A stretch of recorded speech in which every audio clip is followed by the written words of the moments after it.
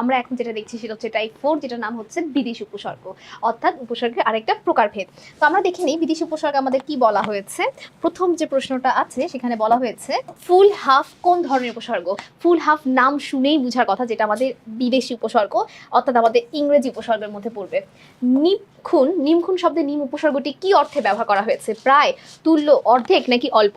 এটা প্রায় অর্থে ব্যবহার করা হয়েছে, যে প্রায়। অপনোদন শব্দের অপউপসর্গ ব্যবহার করা হয়েছে কোন অর্থে? স্থানান্তর অর্থে, তাই না? এটা কিন্তু আমরা জানি স্থানান্তর অর্থে। এটা খুবই কমন একটা প্রশ্ন। আচ্ছা, 20 নম্বর প্রশ্নটা দেখো, কোন বাক্যে দুটি উপসর্গ ভিন্ন অর্থে ব্যবহার করা হয়েছে? অচিনপুরের অচেনা মানুষ, এটা ভিন্ন অর্থে ব্যবহার করা হয়েছে। সঙ্গে অর্থে অনু উপসর্গটি ব্যবহার হয়েছে কোন শব্দে? এটা হচ্ছে কি? অনুকম্পা। সুনিপুণ শব্দের সু উপসর্গটি কি অর্থে ব্যবহার করা হয়েছে? সুনিপুণ শব্দের সু কোন অর্থে ব্যবহার করা হয়েছে? অতিশয্যা, আতিশয্য অর্থে ব্যবহার করা হয়েছে। কদাকার শব্দে কত উপসর্গটি কোন অর্থে ব্যবহার করা হয়েছে? নিন্দিত অর্থে, খারাপ অর্থে, যে দেখতে ভালো না।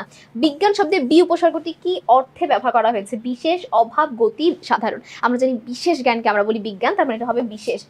তারপর হচ্ছে 25 আছে বিপরীতার্থে পরা উপসর্গটি উপসর্গযুক্ত শব্দ কোনটি? পরাকষ্ঠা, পরাভাব, পরাক্রান্ত নাকি পরায়ণ? এর উত্তরটি কি হবে? পরাভব। সু উপসর্গ যোগে গঠিত শব্দ কোনটি? সুনজর, সুদিন, সুনাম, সুকণ্ঠ।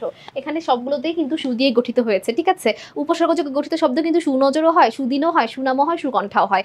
যেই সকল প্রশ্নের উত্তরে আমাদের চারটাই সঠিক আসবে বা এরকম কোনো প্রশ্ন থাকলে সেই ক্ষেত্রে আমাদের উত্তর কতে দিতে হবে, ঠিক আছে? এটা নিয়ম হচ্ছে উত্তর কতে দেওয়া। ঈষৎ অর্থ প্রকাশ করছে কোন উপসর্গটি? এটা কিন্তু খুবই কমন একটা প্রশ্ন, কারণ একদম বোর্ড বইয়ের প্রশ্ন। আরক্ত, নিচের কোনটি উপসর্গ? এটা আমরা জানি উপ হচ্ছে একটি উপসর্গ। তো সকলকে অসংখ্য ধন্যবাদ আমাদের সাথে এই টাইপটি করার জন্য। আসসালামু আলাইকুম, আল্লাহ হাফেজ।